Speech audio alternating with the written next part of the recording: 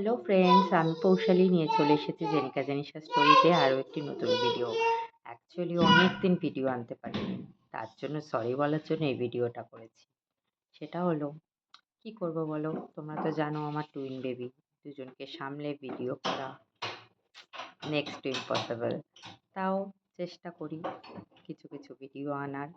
অনেক হয়তো ভিডিও করি, বাট আপলোড করে উঠতে পারি না।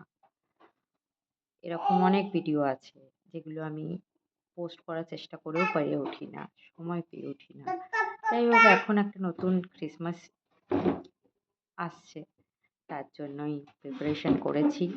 ক্রিসমাসের আমরা আগেও সাজিয়েছি, আগের বছরও ওরা ছোট ছিল তখনও সাজিয়েছিলাম, এখনও সাজিয়েছি এবছরও।